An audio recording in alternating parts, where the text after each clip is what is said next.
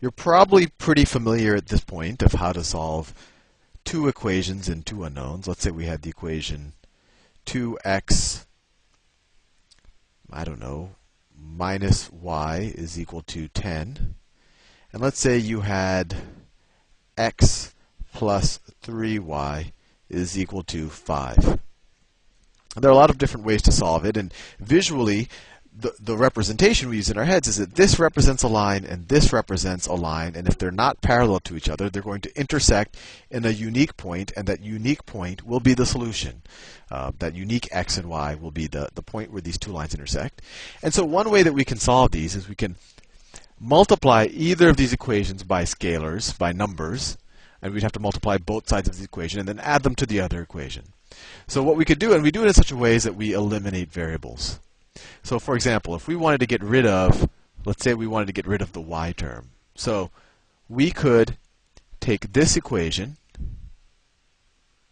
and then add it to what? So we have a 3y here. So then if we made this into a minus 3y, when you add the two, you would get 0. The y's would eliminate. So let's multiply this equation. Well, actually, let me do it this way. If you multiply this top equation by 3, you get 6x minus 3y is equal to 30, multiplied both sides by 3. And the bottom equation, we're keeping the same. X plus 3y is equal to 5. And then you just add the two.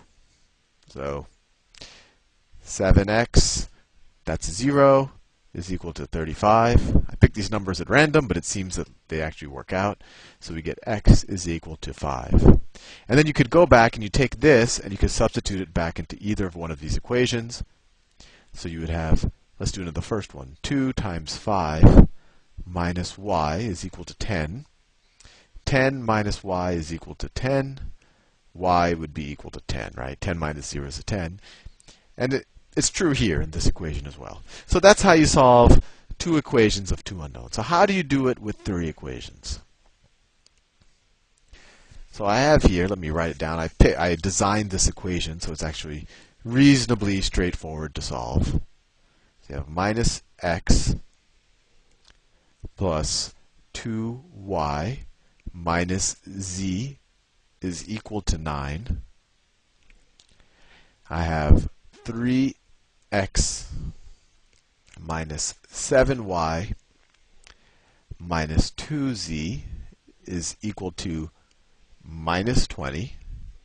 And I have 2x plus 2y plus z is equal to 2.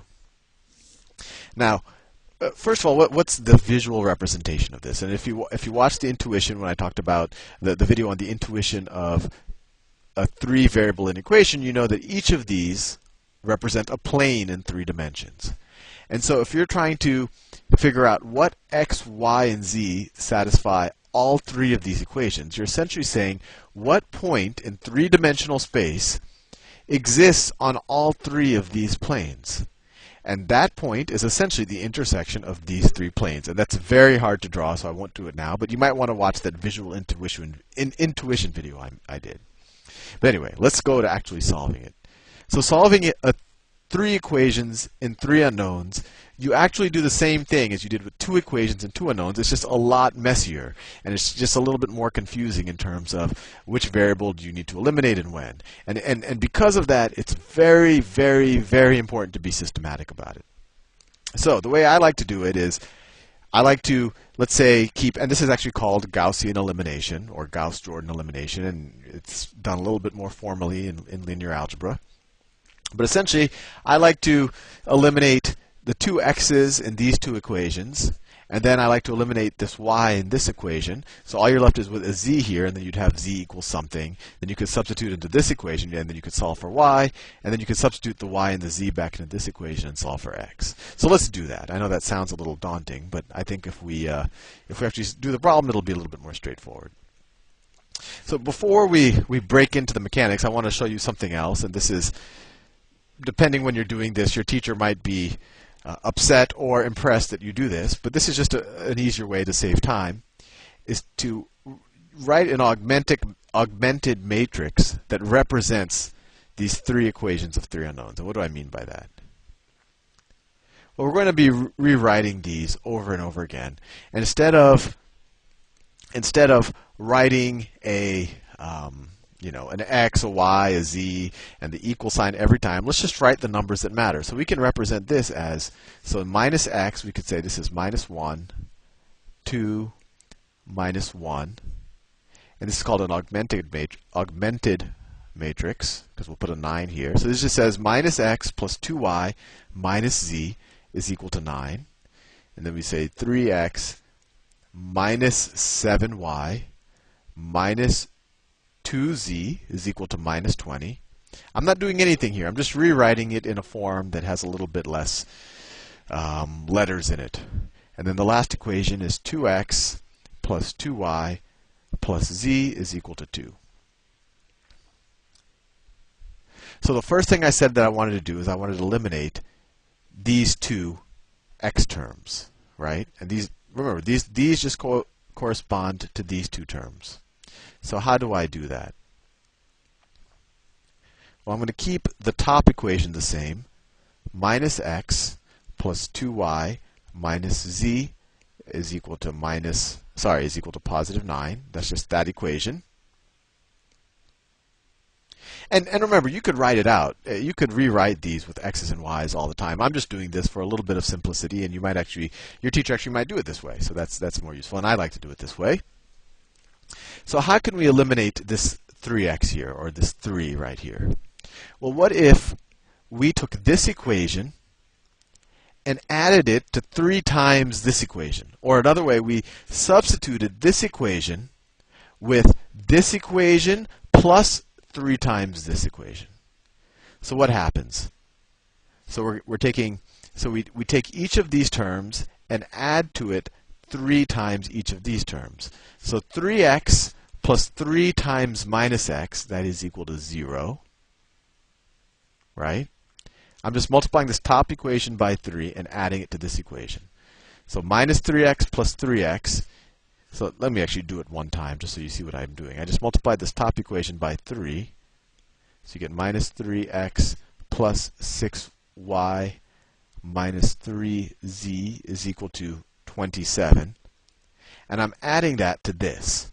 So minus 3x plus 3x is 0. 6y minus 7y is equal to minus y. And then minus 3z plus minus 2z is equal to minus 5z. This is very computationally intensive, you can tell. And then 27 plus minus 20, that's just equal to 7. And I'm going to dwell on this step a little bit because I really want you to understand what I'm doing. Because if you understood what I just did in this step, you'll understand the rest of this video, frankly. So I just replaced this equation, which is the same thing as this equation, with this equation plus 3 times this. So I said 3 plus 3 times negative 3 is 0. Minus 7 plus 3 times 2 is minus 1. Minus 2 plus 3 times minus 1 is minus 5. Minus 20 plus 3 times 9 is 7. Hopefully that makes sense. So now let's do the same thing here. Let's try to eliminate this 2x. So if you want to eliminate this 2x, we could take this equation and add to it 2 times this equation. So what will happen? We'll have 2 plus 2 times minus 1. That's 0. 2 plus 2 times 2. Well, that's 6. And then we have 1 plus 2 times minus 1. Well, that's minus 1, right? 2 times minus 1 is minus 2. 1 minus 2 is minus 1. And then 2 plus 2 times 9. So that's 2 plus 18, so that's 20. And once again, we could rewrite this, this equation right here. This middle equation right here is the same thing as minus y minus 5z is equal to 7. Just so you remember, this is just another representation of these actual linear equations. I just don't feel like writing the x, y's, and z's and the equal signs. But anyway, now let's see if we can eliminate this term down here. So how could we do that? Well, we could add this equation, we could substitute this equation with this equation plus 6 times this one, right? Because if you have this plus 6 times this, you'd have 6 minus 6, and you would get a 0 here. So let's do that. So let's write the augmented matrix. We're not changing the top line, so we get minus 1x plus 2y minus z is equal to 9. We're actually not even changing this equation, so we're getting 0x minus y minus 5z is equal to 7. And now we're replacing this with this plus 6 times this. So the 0 plus 6 times 0 is 0. 6 plus 6 times minus 1, that's 6 minus 6, that's 0. Minus 1 plus 6 times minus 5, that's minus 1 minus 30, so that's minus 31. And then we have 20 plus 6 times 7. So that's 6 times 7 is 42, so that's 62. Now we're actually almost done solving. What can we do here? So I just want to make sure you understand our representation. What is this last equation? This, 0, 0, minus 31, line 62. Well, this last equation is just minus 31z is equal to 62. And so we can divide both sides of this equation by minus 31, and we'd get z is equal to minus 2. But if we were to do that using our augmented matrix notation, we would just say, well, let's just divide both sides of this bottom equation by minus 31, and we would get nothing happens. Minus 1, 2, minus 1, 9, 0, minus 1, minus 5, 7. So we're dividing this one by minus 31. So it's 0, 0, 1, minus 2. And there you have it. So we have at least solved for z. Right? This equation is the same thing as this one. Z is equal to minus 2. Now at this point, what we have just done using this augmented matrix, this is called Gaussian elimination. Now we could continue this, and we can eliminate this term, this term, and this term, and then it would be called Gauss-Jordan elimination. Or we could use the fact that z is equal to minus 2, and then we could substitute back into this equation to solve for y, and then we'd have our values for y and z, and we could substitute back into this equation. And let's do it that way, just for kicks. So this is called upper row echelon form. I always forget the terminology, but let's keep this equation in mind, and let me erase all of this so we have some room to work with. Some room to work with. Can't do anything without some room to work with. Let me even erase this up here. And as you can tell, this is very computationally intensive, and it's not my cup of tea. It's not what I would want to do if I had the weekend to myself. But anyway, let me write these equations in kind of this format so we can kind of go back to our traditional world. So this equation right here, that's actually the same equation. We never changed it. Minus x plus 2y minus z is equal to 9.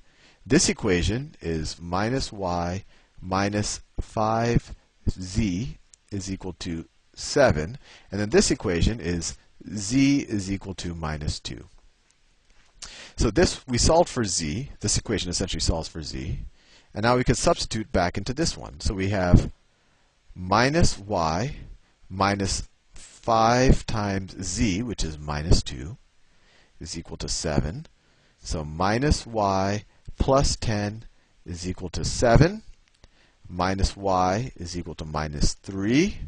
Y is equal to 3. There we have it. We solved for z and y. And now we could substitute the y, the z, into this top equation and solve for x. So what do we have? And then we're done. We're at, let's see, minus x plus 2 times y, so 2 times 3, minus z, minus 2, that's z, is equal to 9. So minus x plus 6 plus 4 is equal to 9. Minus x plus 10 is equal to 9. Minus x is equal to minus 1, or x is equal to 1. So the solution, oh my god, my phone is ringing.